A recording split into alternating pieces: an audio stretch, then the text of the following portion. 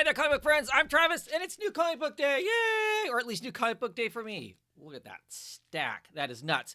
Hey, it's been a long time. I have had all kinds of problems, some technical and some just life kind of things. So I have done a video every week. I even tried doing a comic book roundtable last Saturday, and it all kind of fell apart. I got a new mic. I was super excited. I gotten a fancy end version of the blue snowball mics you see a lot of people using and whatnot, and it didn't work. It would break and distort and all kinds of stuff. So long story short, I set it back. Have a new microphone now. Hopefully this is sounding awesome. I noticed when I had been doing podcasts, I don't do podcasts, but I've been on other people's podcasts, and my mic always sounds really tinny. But it was like a $12, $15 mic, and it was not working out. Or I was tired of it, and I decided I need an upgrade, so I spent some money, not got anything uber, but I have a new mic. I got a Samson Q2U that I was suggested to me from Eric Longbox Review, which of course is the person who I do podcasts with when I do podcasts. And I like it. I think it works pretty well. My tests, it sounded pretty well anyway. So let's get into the comics. Last week I had an insane amount of comics. Too bad I didn't really get to show them off, but I will be talking about them this Saturday. There will be a comic book roundtable this Saturday. It may just be me, which is cool one way or the other. And Saturday I'm also going to go watch some live music, so I'm kind of excited about that also. Anyway, let's get into my ridiculous pile of comics. This week I got 25 issues. So not that I get 25 issues every week, mind you. I don't. What's starting to happen is I'm getting all of my books in the same week is what's happening. So 25 books. This is my first group. Let's jump right into these.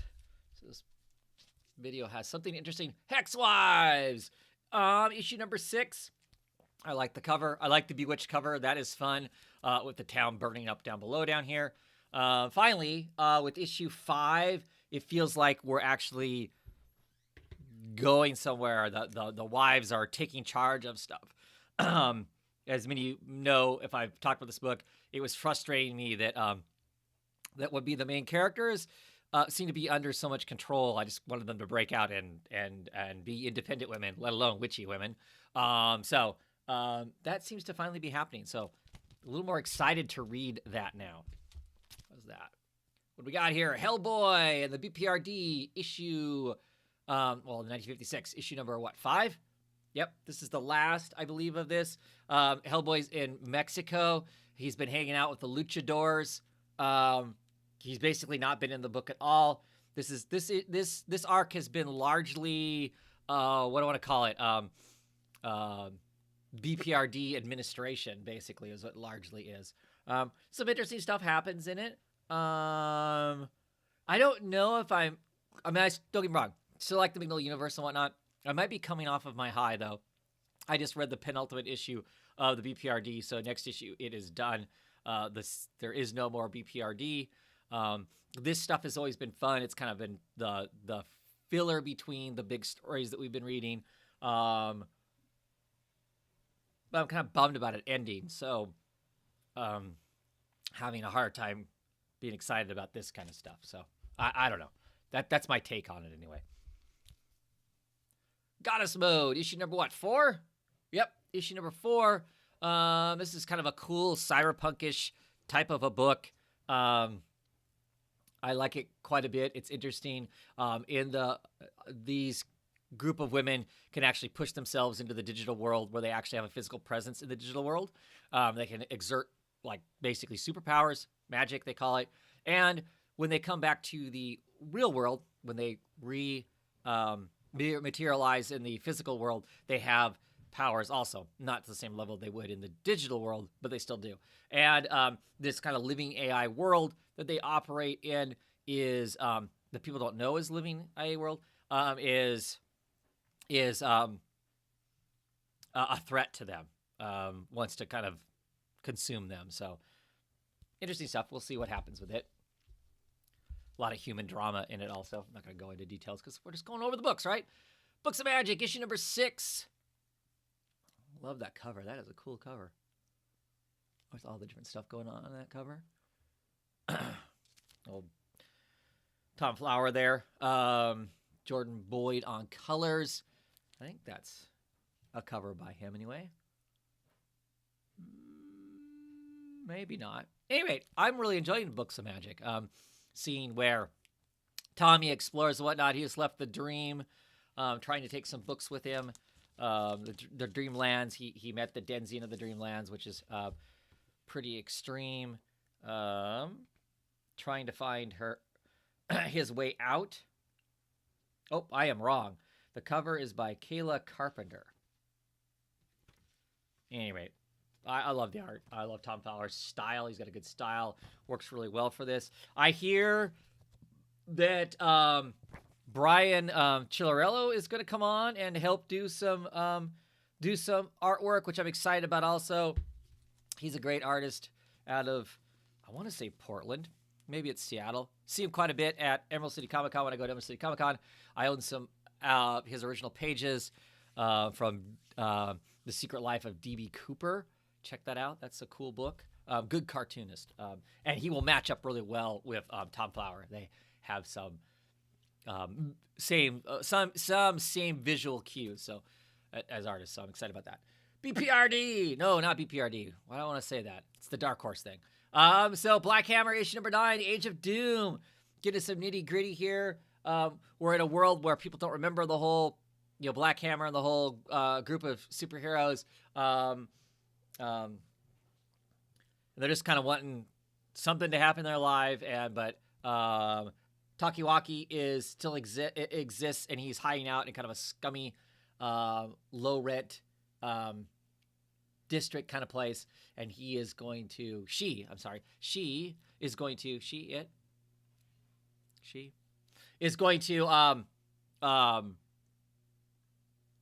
hopefully inform them of what's been happening, get Lucy back on track to them recapturing their reality, where it's going and whatnot.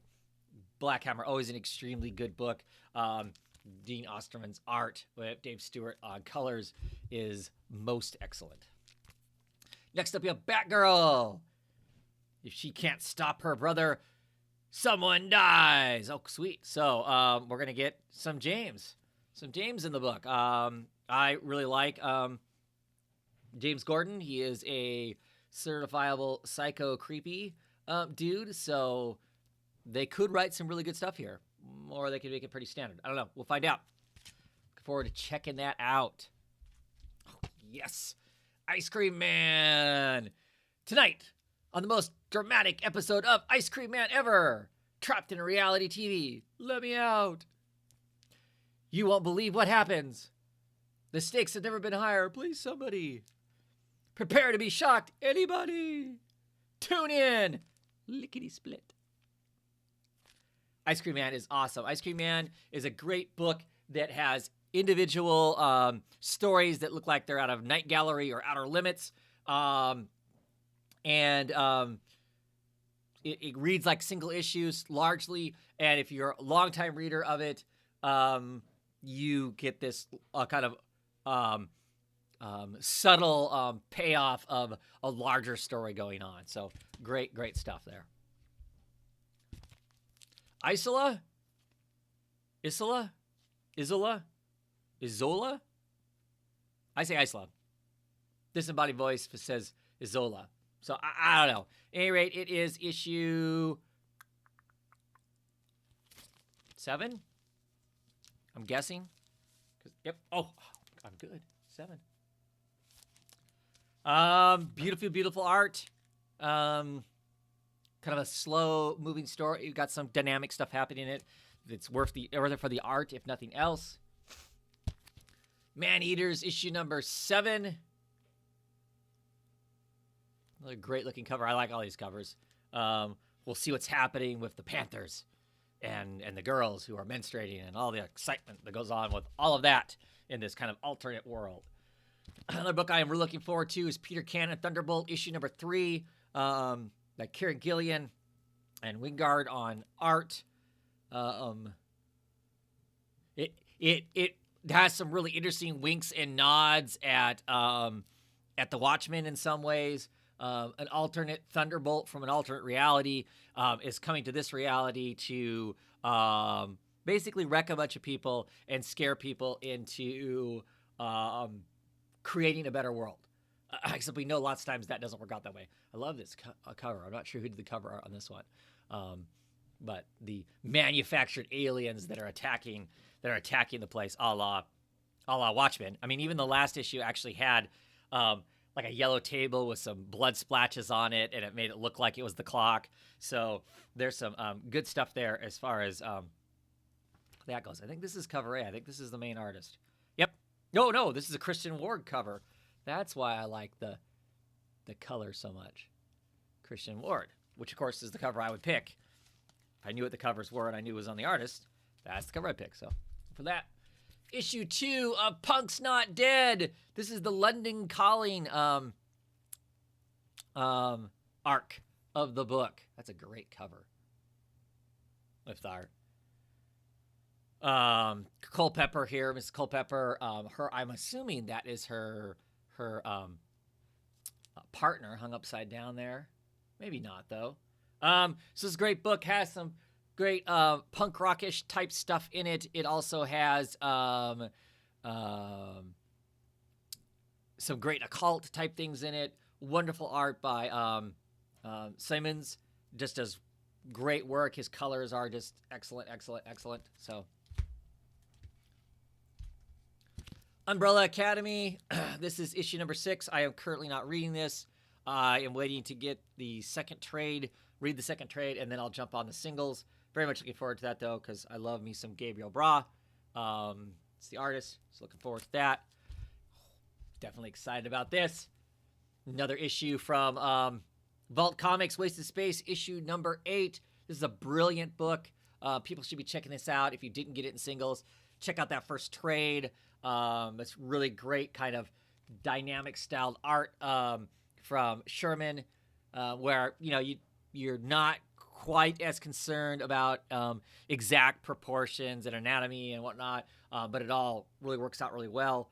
I had some great kind of philosophical points, some questioning of life, the universe, and all that kind of good stuff. 42 by Morrissey. Yeah, good stuff. Definitely looking forward to reading that. Let's get to the other half of this bundle here. And we have Martian Manhunter issue number 4 with a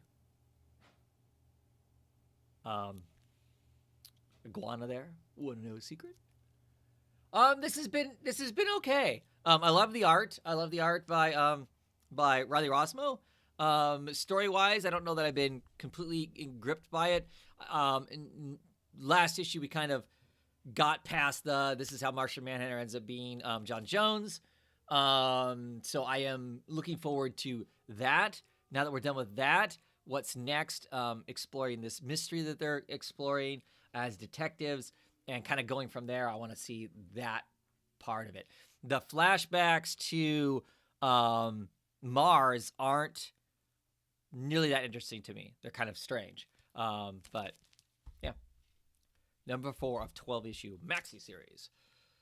Issue 7 of Crisis, Heroes in Crisis. So I actually enjoyed the last issue quite a bit. So we'll see where this one plays out to. I've heard some people talk like maybe it's possibly a good thing. Like I said, I did enjoy last issue, kind of put together some stuff, aspects of it I did like. So we'll see how much I enjoy this one for the good stuff versus the somewhat problematic tone-deaf art that has been in some of the issues where you get these people with their skin-tight clothing and their boobalicious stuff. Just seems like a weird tone in a book that's supposed to be somber and whatnot. So, all right, Freedom Fighters, issue number 4. Not dead yet, so I'm assuming that's the fist of Uncle Sam there bursting out. This has been fun. It's not my freedom fighters. I like some of the older freedom fighters better. I like the voice of it, but the whole let's chase some Nazis down and beat them up is fun. The Plastic Man version from this world where they are a bunch of SS Special Forces troopers is really creepy and cool. So the parts I definitely do enjoy. I'm just not sure. 12 issues of this. I don't know. And I picked up issue 1 of Dial H for Hero. Always like the old Dial H book. It's part of the Brave and the Bold. So I checked it out for that. I got this first issue. I actually haven't ordered any of the others. I kind of forgotten that I decided to get the first issue. So I'll check it out. I'll see what it's like. It's part of the Wonder line, so it's a more youthful line of books, I believe. Is there thought behind that? So we'll check it out and see what it's like. Oh, this must be, yep. Detective Comics, issue 1000. And I got the Steve Rude cover. Everybody's like, oh, what cover did you get? Which cover did you get? I got the Steve Rude cover. I really liked it. I kind of like his Batman. I love the painted aspect of it. It has a very old school kind of cover to a novel as opposed to a comic book look to it. And I'm just curious to see what the old Batman logo. Anyway, so I'm very much looking forward to checking this out. 80 years of Batman. I'm seeing all the stories in here. This thing is square bound. It's hefty. Yeah. I'm not expecting any great revelations out of it, but I look forward to checking out and seeing what all is in there. So, and then we have Daredevil issue number 3. There is a running joke that Chip Zdarsky, who's the writer of this, has a really great Batman story that he wants to tell, but clearly he doesn't work for DC. Maybe it's being told here. That's kind of the running question. So last issue is interesting. It ends up with Daredevil is about ready to be caught. It looks like. I love that cover. So we'll see how that plays out. What this new Daredevil is like. I don't know that Chip Zdarsky is necessarily covering a lot of new ground with Daredevil, but I like Daredevil, so I'm going to give it a ride for a while. The art's kind of cool on it, so see where all it is. And Shazam issue number 4. I've actually been enjoying Shazam quite a bit. Eagle Sham on art is quite good. They're kind of battling with the Wonder lands now. So the kids, the Marvel family has been kind of thrown across the different types of the Wonderlands, and we're going to get to see how that all plays out. In this one, it looks like it is the Wildlands, which no one knows what the Wildlands are. Clearly, it looks like it's a bunch of animals, animorphs, whatever you want to call them. So, be curious to see what that is. It should be some fun, because it's been some fun. And Wonder Woman issue number 67, When the Titans Awake. So they're fighting these giant monsters. It's a great cover. Fighting these giant Titan stone type monsters. She's teamed up with Gigantica, which is awesome. But largely, this is a pretty flat story for me. I'm just not impressed. I have dropped Wonder Woman. This is just the last of the issues I'll end up getting. Probably have 4 more issues or 2 more issues coming, but because it ships twice a week. But yeah, so another new book I am picking up and trying out is Bad Luck Chuck. This is issue number 1, written by Layla Gwynn. I think Matthew Dow Smith is the artist on it. Kelly Fitzpatrick is doing the colors. Frank Chevak is doing the lettering. And so I believe what this is, it's a woman who she has lots of bad luck, and she's kind of using it to her advantage in the fact that she helps with filing of insurance claims and that sort of thing. She's basically disasters on demand. If you need something to fall down so you can collect the insurance for it, she shows up to help do that. So I'm curious to see what the story is beyond that. I mean, this cover is, it's got a black cat, it's got a person falling off of a ladder, broken mirrors, all that kind of stuff. So, yeah, look forward to seeing what the new book is like. Oh, Black Science, issue number 39. We have to be rolling close to the end of Black Science. Happy to have another issue back of this. Got our whole super family here with their antics.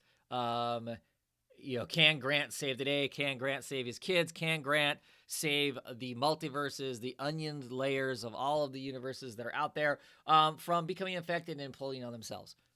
We shall see. Always a good time when you get this Black Science, Matteo Scalera's artwork. Brilliant, brilliant stuff. I need to get some pages of his work. I just keep not pulling the trigger on it when I see it, but I should. Anyway, Bone Paris, issue number 8 of 12. We are going to a funeral. Some good stuff going on. This, more of the whole drug thing. These characters on here, then they almost look zombie-like back there playing. I mean, clearly the skeleton guy, but the other people back there. So yeah, I'm looking forward to. This has been fun. It's kind of a tug of war between the New York Mafia type thing, the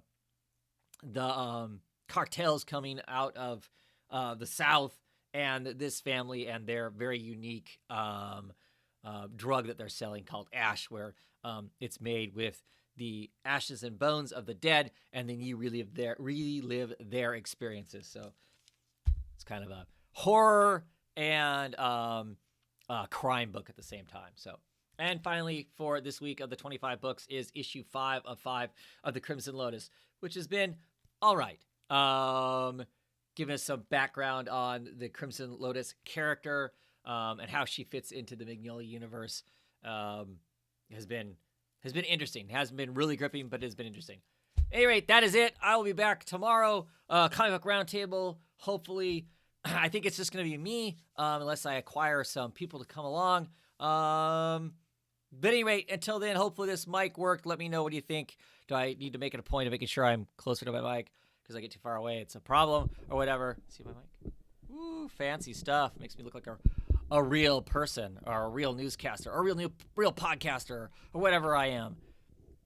Real Travis. Anyway, Real Oddfellas Thoughts. Have a great one, everybody.